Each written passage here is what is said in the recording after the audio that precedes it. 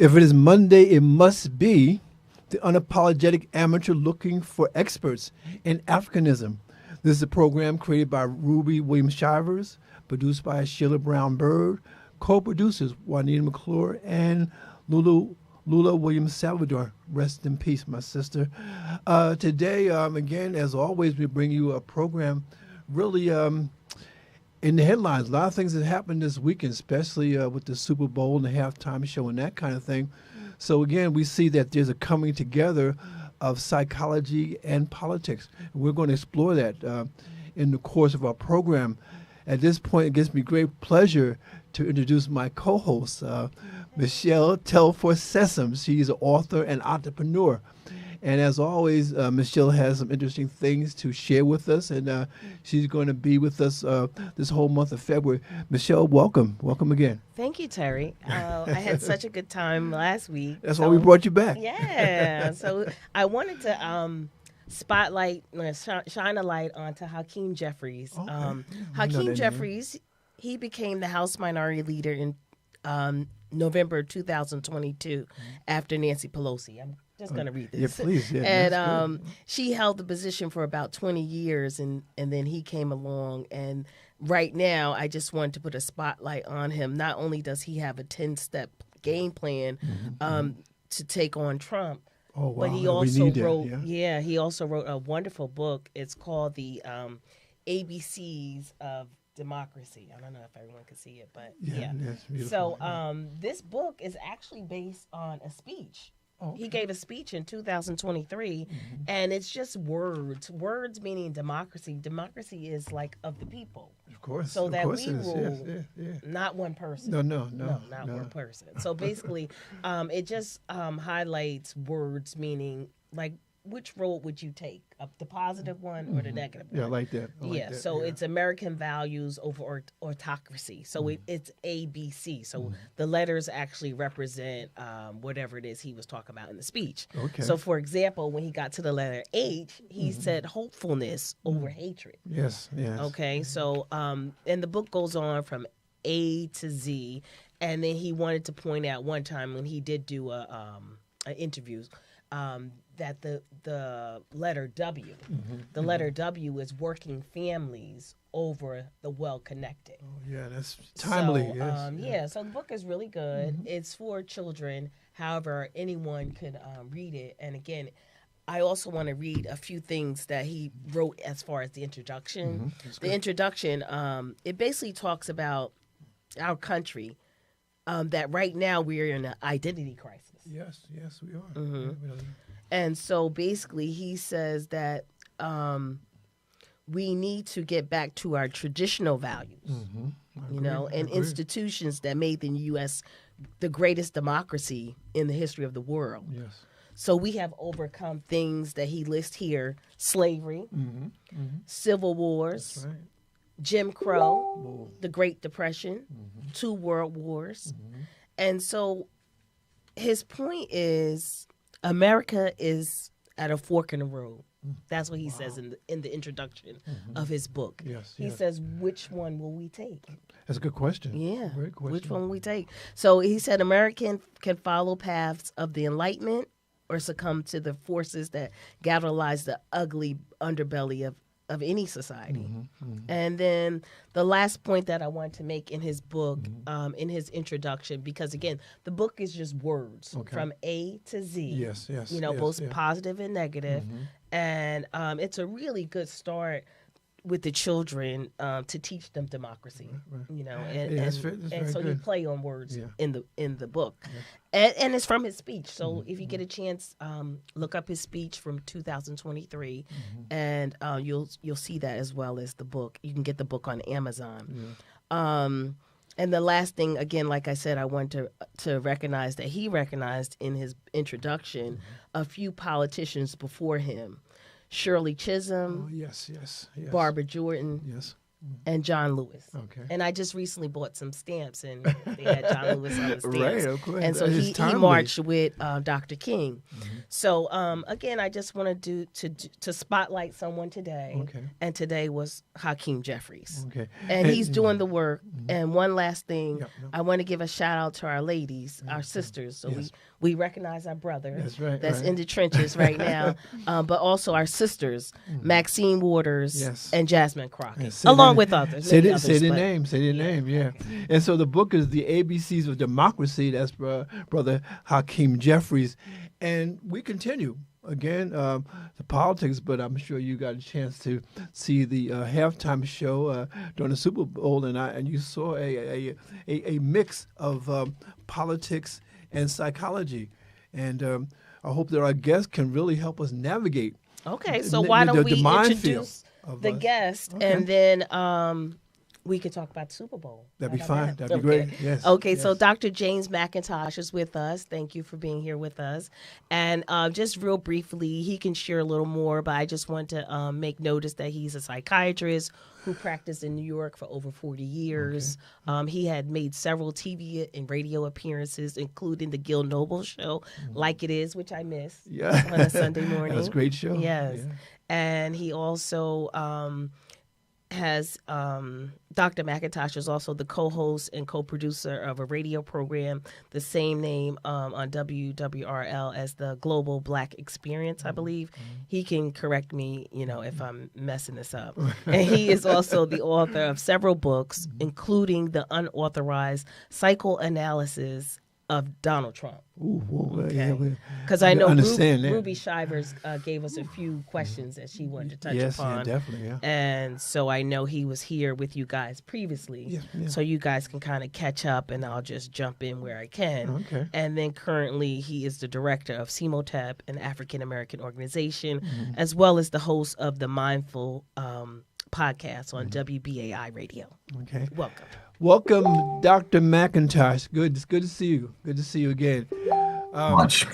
The thing that I definitely want to talk to you about is, I don't know, but was the revolution televised last night during the halftime? What happened? Because my mind is still reeling from that, and I feel like I'm like under some kind of psychological attack.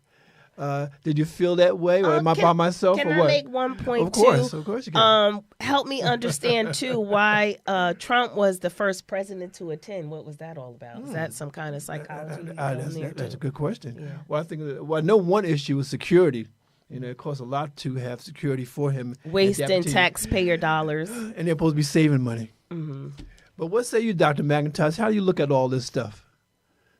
Well, I saw the Super Bowl, and I saw, I think, most of the halftime performance, but I'm trying to figure out what was in your question when you said was the revolution televised with. Well, they say, and I sort of missed a lot of it because I'm not of that generation, but they were saying there was a lot of psychological symbolism in that. The fact that Samuel L. Jackson was Uncle Sam, the fact that Serena Williams did the Crip dance.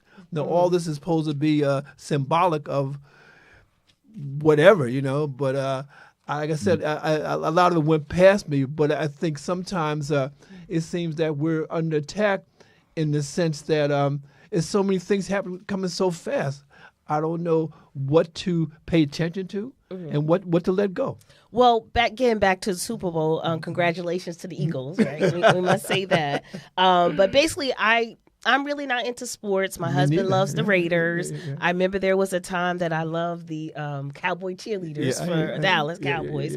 And that's probably like the extent of the football for me. Okay. However, I do watch the Super Bowl every year for economic purposes because I'm a business person. I love business. And I want to see where they're spending their money on. They're spending a lot of money for these ads and commercials. And I mean, we can go back to Kendrick Lamar performance. I think that's what the buzz is about. But I did want to point out there was one particular commercial that I thought was really good with Snoop Dogg and the other football player, Yeah. Tom Brady. Okay. It was Yeah. about hate. It was basically saying, I hate you, you hate me. Like, why is there so much hate? And then they even hate that they had to do a commercial about Yeah, hate. yeah, that was supposed to be So, cute. Yeah, so I don't know. There's just a lot going on, and then getting back, I think a lot of that performance too. I think they just wanted to highlight like our culture is different. You know, we They just said it did not like us, right? yeah, they're not like us. And there was a lot between him and Drake going back and forth. Yeah, I going don't back really know the beef. And apparently Serena Williams had dated Drake or something. Yeah, that's what. Yeah. And maybe he said something not so nice. So I think the point was that he's standing up for Black women. I think that's what that whole. There were so many components apparently going on at the same time. So was a it lot captured going on. Yeah. right. It captured the psychology. I guess you could talk about the psychology of the performance. I don't know, Dr. James McIntosh. Did you actually see the Kendrick Lamar performance? Yes, I saw it, and I heard one line when he said that 40 acres and a mule bigger than hip hop. I heard that. I saw that he had all black entourage, which really was something very different from what I've seen in the past. Right. But I did notice that the women all had the plastered hair. It was red, white, and blue. I noticed that. Well, again, without knowing all the details of what's called the beef or whatever. Right. I don't know the details of that. Yeah, without knowing all of that, I think, I think my son would be better. Right. I think my son, because he too is a rapper, Scooter, shout out to Scooter. But I'm not really that familiar with the beefs. But I think in your case, Dr. McIntosh, I think what we would want to look at, and Queen Ruby asked a question, because I know that you did a book on Donald Trump, and Sure. Again, is this what's being played out, especially in terms of the Project 2025, and she was wondering, was this Project 2025 being implemented, and what are the consequences psychologically as you see it? Well, frankly, I don't know if you know a group of mental health practitioners during the first election, maybe about 70,000. Wow. And I was one of them, signed a petition to say that they had a duty to warn the United States, of how dangerous this person was. Okay. And a couple of high-profile psychiatrists and psychologists actually wrote letters, some to the editor of like the Times and to other papers and that sort of stuff, talking about the pathological aspects of Trump's personality. But I don't really think that a real deep analysis is necessary for Trump, although we can do it. Yeah. But, for the most part, he exhibits a lot of narcissistic traits, a lot of sociopathic traits, and there's a condition called malignant narcissism that combines those two elements. But his stuff is so much on the surface that you don't need deep analysis, Right. So basically, you said he was very narcissistic and he's a pathological liar. That's strong. Yeah, and now people are actually coming out and saying basically he's a thug. Yeah. But I'm more concerned with him being mentally ill. Yeah, a gangster in the sense of his bullying behaviors and the fact that he's willing to use all of the power that he has in order to, advance his own self-interest. I think that's something that's important. The fact that some of the aspects of those other disorders that I was mentioning, the impulsivity, those are some things that could be dangerous for a country. Having no loyalties to anything. I saw a cartoon once, and it had a wolf and it had a bunch of sheep. And the wolf said, "If I'm elected, I'm going to eat you." And some of the sheep were saying, "Man, he really tells it like it is." And that's kind of like how Trump is. I just told you, if anything needed a deep analysis, it would be the American public. But you have to understand, elected this man twice. Yes. Right. And that's where I'm kind of That's so scary. confused Yeah, scary. because I actually spoke to people prior to the election, and some people did say they were going to vote for him for economic reasons.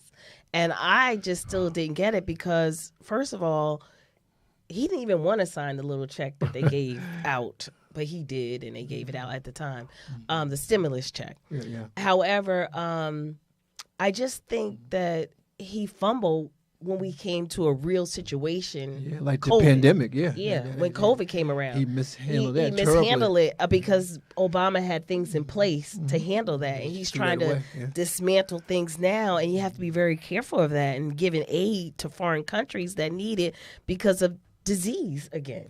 So it's like we can't, I don't know what we're going to do, basically. I think we should focus in our own communities and do what we can and move forward. And getting back to the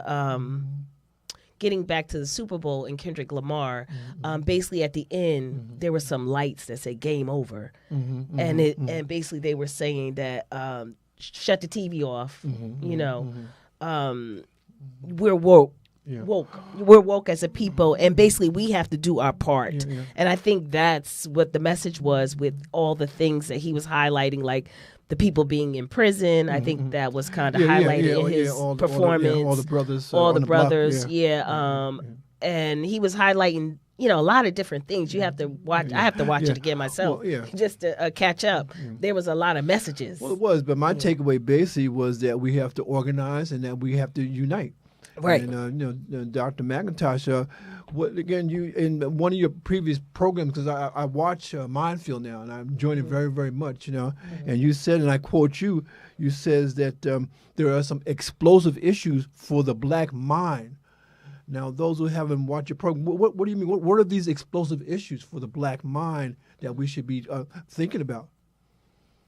Well, you mentioned the word identity in the beginning, and I think all throughout our history, there's some twin strands of attempts for us to liberate ourselves. There's some people that have felt that if we could just integrate entirely into this society and be the beneficiaries of quote democracy and just totally accept that we are American citizens and that sort of stuff, that would be the best route.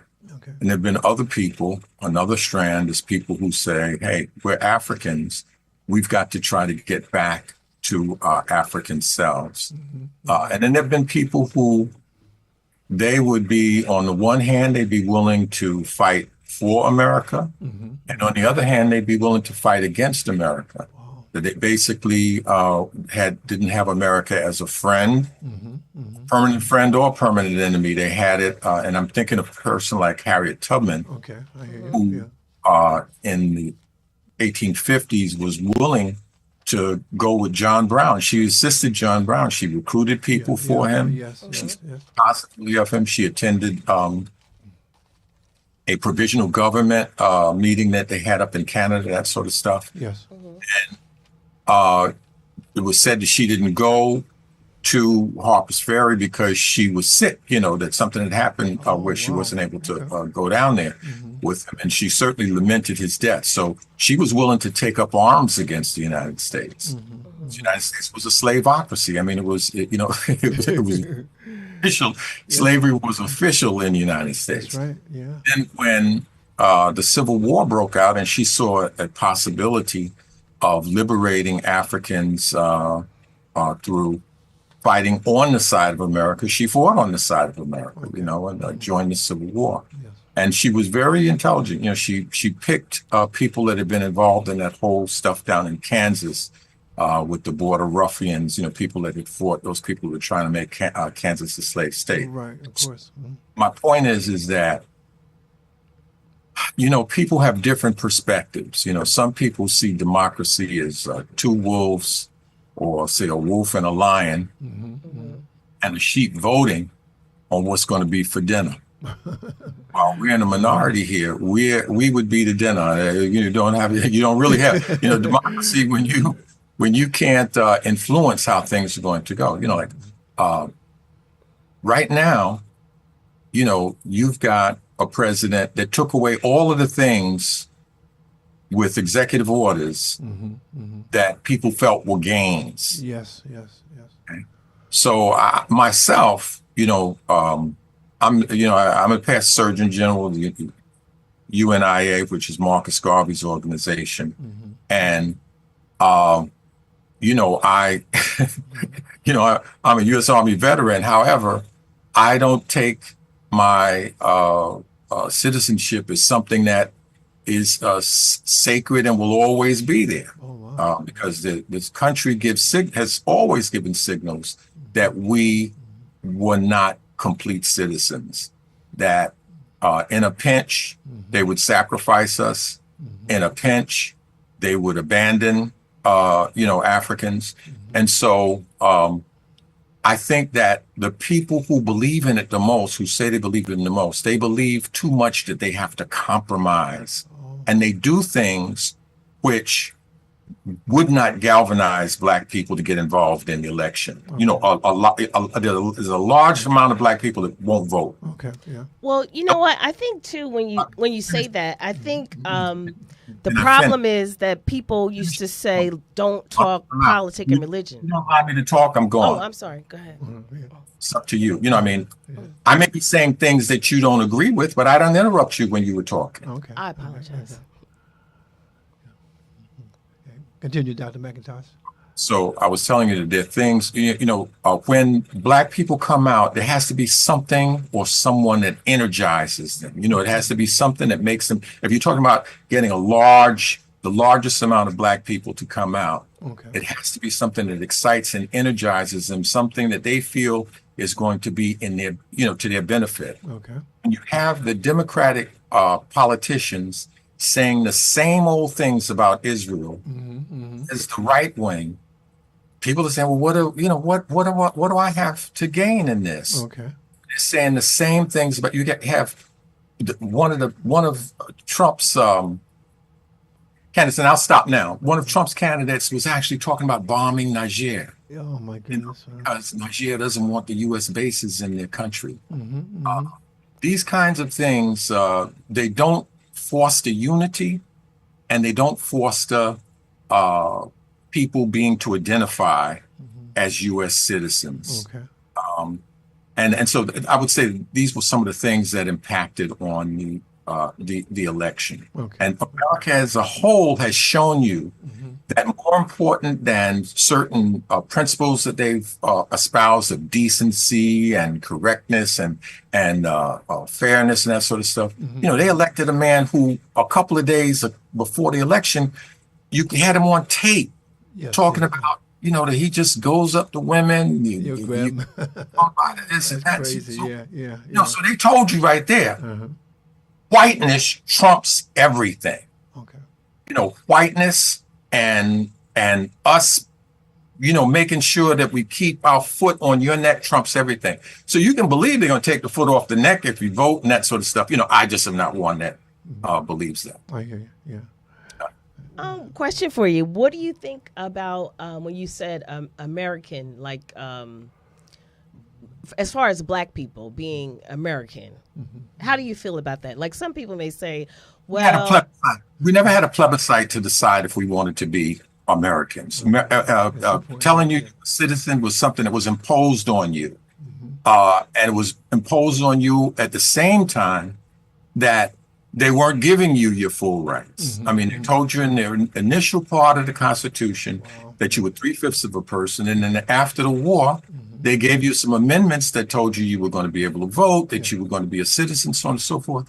And yet they wouldn't protect you from the Ku Klux Klan and those things. They made compromises which allowed those people to terrorize Black people out of voting. And actually, for all intents and purposes, in part of the country that I was born in, we couldn't vote.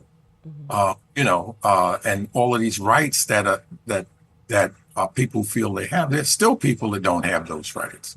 So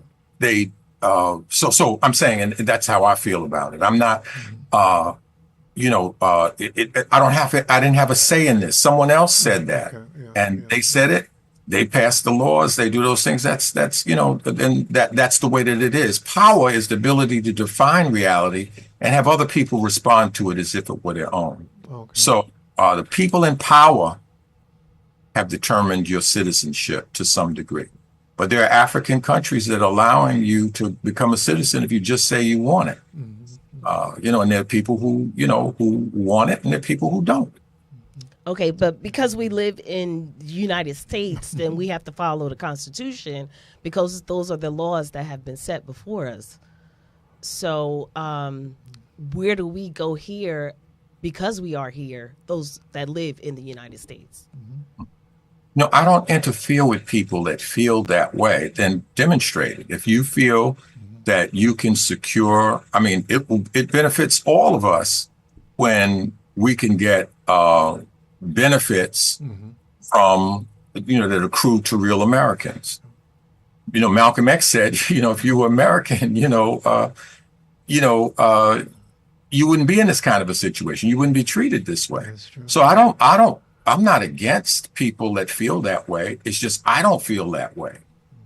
So if you feel that way, then, clearly for people like me, it would just have to be demonstrated. You would just have to demonstrate some fairness. You would just have to demonstrate that when I go down the streets, if a policeman beats me up, kills me, does whatever for no reason, that's something, you couldn't demonstrate it to me, but you'd have to demonstrate that something different would happen than what happens now. Yeah. Because right now, a black man accused of killing a dog, Michael Vick, he does more time than a white officer accused of killing the young man on the BART system in California. Yeah. Yeah. So, there's no reason for us to fight if I feel my future or our salvation is in Africa, and us getting our resources back and us getting our minds back. And you feel that it is saluting the flag and doing that sort of thing. There's no conflict except to the extent that you will pick up arms against Africa or you will support them in their oppression of me. But if you're not supporting America in its oppression of me, you and I don't have a fight. When I say me, I mean us collectively. Yeah, collectively, yeah. The last time that you were on the program, you were talking about the Netflix program, Good Times. What's the latest on that? Have they decided not to show that program altogether, or what? No. The latest is that they're going to announce they're going to have a second season. The latest on that is that we filed a complaint with the FCC, and the FCC said it's not our job.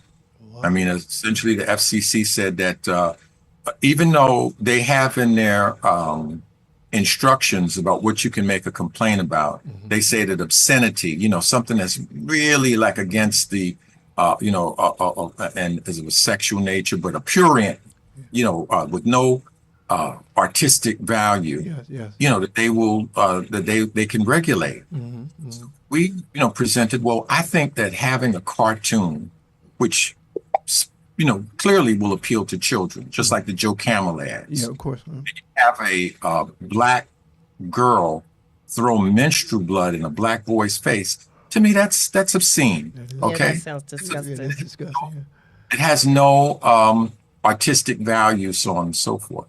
So they say that it's not their job, that they don't cover that because they say it's a subscription service. They say they cover broadcast, but they don't cover that.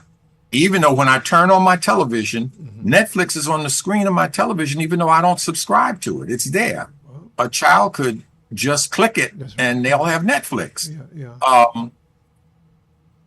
Even though it's broadcast on the same TV, they use whatever wires or whatever, signals and everything is they say it's not. So now we're going to the FTC, the Federal Trade Commission, because the Federal Trade Commission did try to take action against the parent company of Camel when they had the Joe Camel cartoons because it could be harmful to children. With cigarettes, don't expect to get any kind of, we don't expect to get relief from that, but we will eventually, file a suit. and we continue to take our street actions. We had demonstrations in Chicago and in California this past week. Okay. And we have one in March in New York. That's when Steph Curry comes to town. Steph Curry, love him as a basketball player. He's a tremendous three-point shooter, but he disappoints me in this situation of where he's the executive producer of that particular series. Features of a cartoon, a black man making or having sex with his wife, and then if you slow the frames that you see that they made his face look like an ape. Oh, that's crazy. So you actually have an ape, and some people say, "Oh, that's an accident." No, every frame of a cartoon is reviewed, and that sort of thing. If you have infants with machine guns and a mother giving her son a gun to go outside and sell drugs. See, this stuff is, they don't do it to other people. And you have that when Kyrie tweeted something, that he tweeted a link to a movie about a book that they felt was anti-Semitic, and everything fell down on him. The commissioner of the NBA demanded that he apologize. The owner of the team demanded that he apologize. Negroes from all over the country were, upset about it. And but with this, the commissioner hasn't said a word. One of his players is an executive producer of this vile, racist, violent, anti-African cartoon, and even the big Black organizations that are largely funded by the same people that got Kyrie, they're not going to say anything. Hakeem Jeffries is not going to say anything. We saw him shaking hands with Netanyahu, committing genocide, who was committing genocide at that moment on people of, quote, is the word they like to use, people of color. It doesn't foster feelings of deep patriotism in Africans with their eyes open.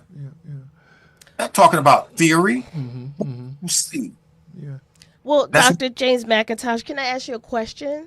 I recently did DNA of my ancestry, and I found out I'm Terry too, half Nigerian. So I was really excited about that. I was like, wow. So now how do I then connect? We were talking about, some people when they in America, some people feel like you were born here, and then of course, I would like to reach out to my ancestors as well. Then how do you go about doing something like that? Well, I would tell you, attend some meetings of the Universal Negro Improvement Association and African Communities League. That's Marcus Garvey's organization. And there's a nice orientation where you learn the history of the organization. You learn there are people all over this country. There are people trying to connect with Africa, and Africans on the continent trying to connect with us, and Africans here trying to connect with us. And then there's people in both places that try to, who don't want to connect. That's right. And people that want to stop that connection, because if you combine the kinds of technological training and everything that Africans here, that we have here, and our experience with our oppressor. The biggest thing is just seeing them, knowing how they operate. That's very, very important. That's a real skill that you could carry somewhere if you recognize it. Now, if you just a person that's duped by the stuff that they do, it won't do any good. But there's a need for us to connect the people on the continent and the people here. Yeah, I would like to do that.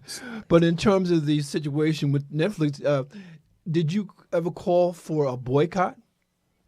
Absolutely. That was one of the first things we did. We called at our first meeting. We had people from all over the country, and we said these are the things that we should do. We pointed out what Martin Luther King said in the last speech he gave before he died. In the last speech he gave before he died, and I'm not saying this is why he was murdered, but it very well could be. In that last speech, he said, all of our actions, we march, we can do these things. You can go to the person and said, I don't like this. He said, but every action we take, that's what he said. It's the top of the speech that our people know as the mountaintop speech. They take some, Pull they, apart. but his point, what was his point? He said, should be attached to economic sanctions. And he specifically named in that speech, he named Seal Test. He named Coca-Cola. He named, I believe it was Wonder Bread and, some other places. And he even talked about banking. He did some things like that. That was and he was assassinated the next day. Yeah. But that message he left, I think is important, that everything we do, if you're not going to pick up the gun, like John Brown, then you've got to find some other way to impose sanctions on a person. And economic sanctions is what he said. Okay. And so the first thing we said was, cancel your Netflix subscription. Okay. Don't look at it unless it's a bootleg, unless you're looking at it on YouTube or something like that. Get your fraternity, your sorority, your church, your synagogue, your mosque, whatever you believe in, get them involved and get them to do it as a whole. And we had the experience of bankrupting a newspaper here in New York called the New York Post, my organization, CMOTAP. We organized churches, multiple churches that all canceled their subscriptions and stopped buying the New York Post. So much so that we reduced their circulation by 200,000 and they went bankrupt. Wow. Now they took it and lateraled the ball with somebody else who got the paper, but for 24 hours, the highest bid on the floor was from a Black publisher, Wilbert Tatum, and in connection with a Jewish guy named, I think his name was Hirschfield. The two of them had the highest bid when the place, when the thing went bankrupt. But they permitted the workers of the Post to seize the paper and do some other things. So what I'm saying is economic sanctions can work. We know that they can work. We know that you can have an impact. And that was one of the first things we encouraged. Okay. Now, can I say something, Dr. James McIntosh? Yes, I just want to ask this question about the sanctions. It turns out that this film was made by Sony. It's distributed by Netflix. So we're going to have to pay some attention to them. And we're also going to have to pay some attention to the individuals like Seth MacFarlane. We can't do anything with Norman Lear because he's dead. Okay. That's but we can impose economic sanctions against everybody else and intend to do everything we have to do. Yeah, Michelle? Oh, okay. The question that I was going to ask, bringing it back to today, what do you think about the boycott on Target? That was done by the Black Church in Atlanta, Pastor Jamal Bryan. He's suggesting a boycott as of March 3rd, which I hear some people are already starting to boycott. Anyway, what do you think about that? Around DEI? Yes. Yeah. I mean, as I told you before, I don't have any fight with people that see. I mean, of course, DEI can benefit. There's to get everything you can get from this society. They owe you everything. This is true. Without question. Right. This is true. So no problem with that. I'll participate in the boycott. But I think there's a large number of businesses that have conceded to Trump's executive order, and they don't have to because Trump's executive order only extends to people that work for him.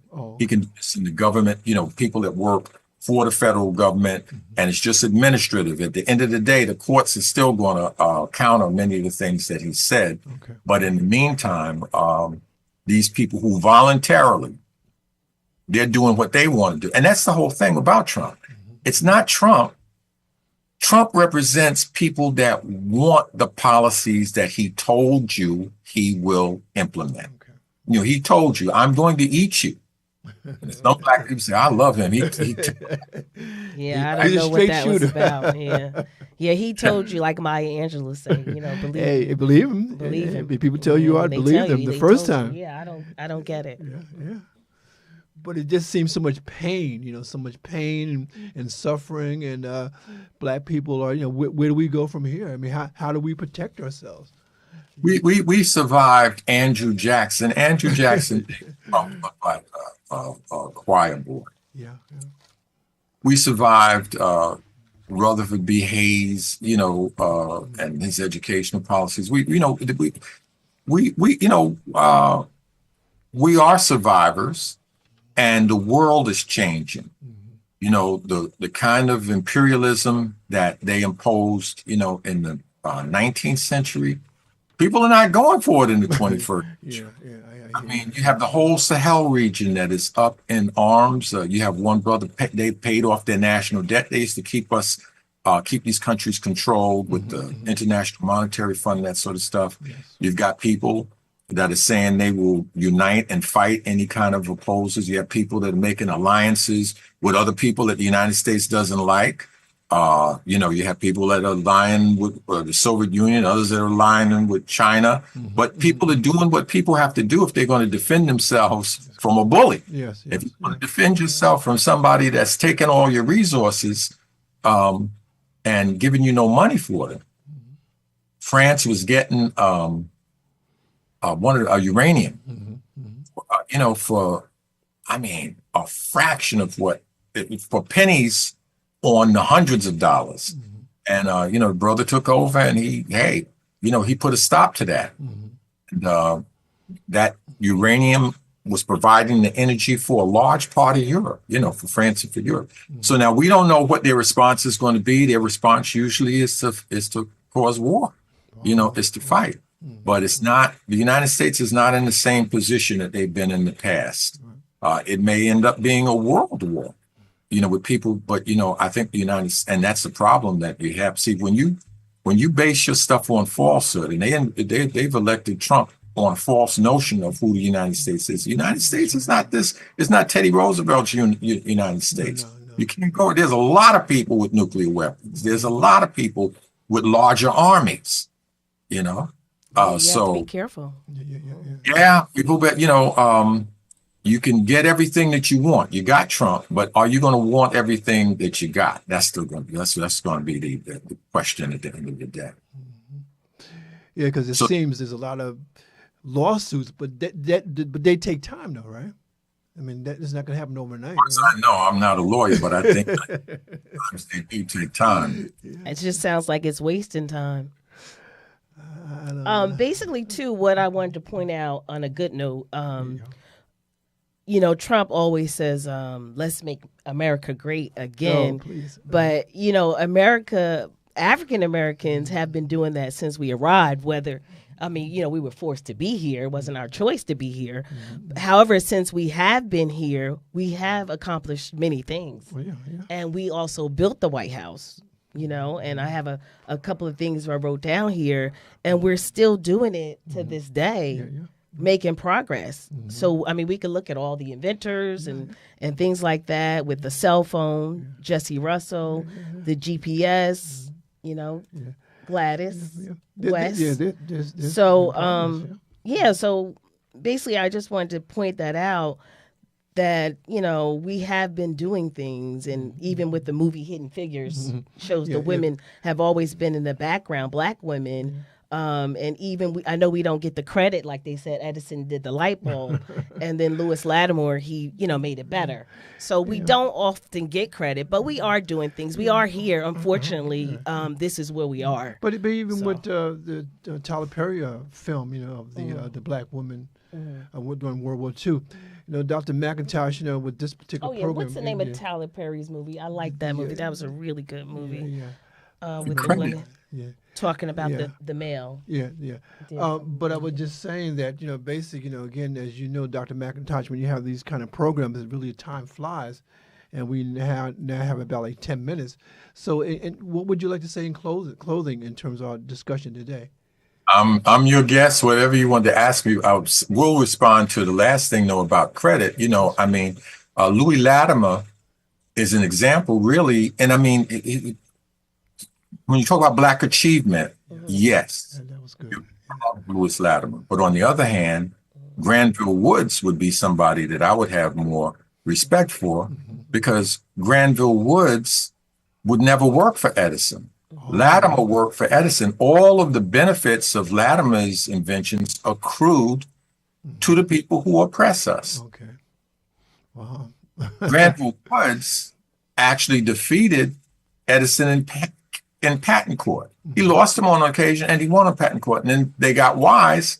Instead of when they steal Granville Wood's invention, instead of taking him to patent court, they charged him with libel. Wow. And they actually put Granville Woods in jail for not being able to pay a fine during a certain part of that process. But on one where Dr. Jeffries likes to talk about the one where not Hakeem, his other job. Yeah. Uncle likes to talk about the time when Granville Woods won in patent court against Edison because he had made a model of this thing that allows you on the subway system to know where the train is at any time. And you got a white judge, you got white everything. So how did he beat him in court? Well, the judge, after he demonstrated that, the judge had to go to Edison and say, "Well, do you have a model?" What was Edison going to say? No.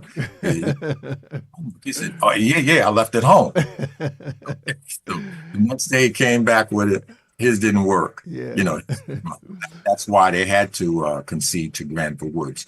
Lewis Latimer didn't work specifically for Edison. I shouldn't say that. He worked for a company associated with it had Edison's name with electricity and that sort of stuff. But he was an employee. And yes, we support him. We're happy for him but his achievements are just like the achievements of our people who built the South. You can point to all of the ornate ironworking and everything and say that was us. You can point to the beautiful plantations and say we did all that woodwork. We did. Yeah. We did that. Yeah. But again, it doesn't take us out of our situation. Identifying with the aggressor is a psychological, that's one of the defense mechanisms. Identifying with the aggressor. Wow. When they pan into a whole syndrome, they talk about Stockholm syndrome, so on and so forth. Yeah. A lot of our people are like that. Malcolm X was talking about so if you cleaned up an office on Wall Street, people ask you what you do. I'm on Wall Street. Yeah, I'm on Wall Street. No matter what you're doing, right?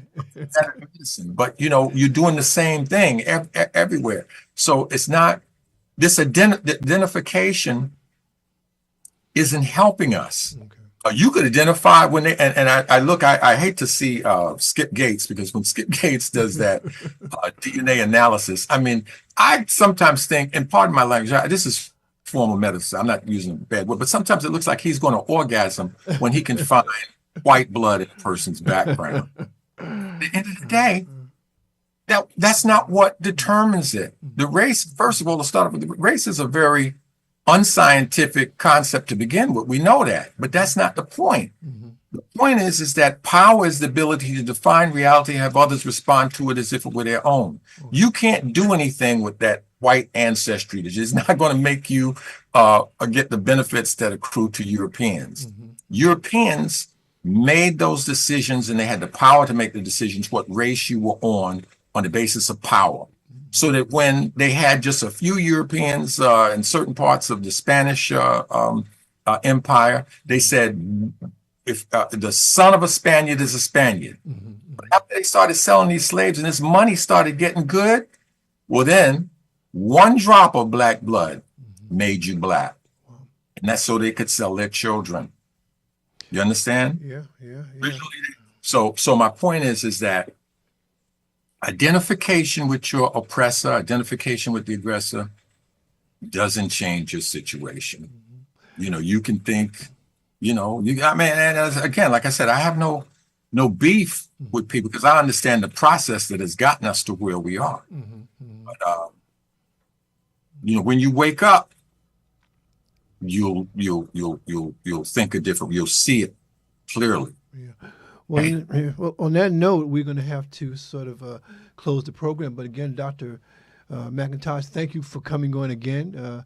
Michelle, thank you for your questions. Thank you for being a co-pilot here again, and thank you at home, those who tune in to us. We thank Queen Ruby Williams Shivers. Say one last thing. Please, one last thing. Dr. James McIntosh, thanks for pointing to the fact that I have to allow people to speak. I really appreciate you pointing that out because it's something that I'm working towards. It happens. And I apologize. I do it myself sometimes. I didn't mean to be. No. I just was glad that you said that. And we because have this is new to me. Then we have some people who actually are looking in. Juanita McClure, she said, "Assalamu alaikum," listening. Laretha Foster Bram, she says, "Hello." Robert Cabbage Stalk, Sheila Brown Bird, I'm watching. Hello, family. Again, these are people who are on the daily. Every time we come on, they join us. And they enjoy what we have to say. They also enjoy our guests. And again, we want to thank you all for tuning in, and we want to thank you for Michelle. Okay, no, we only have a few minutes left.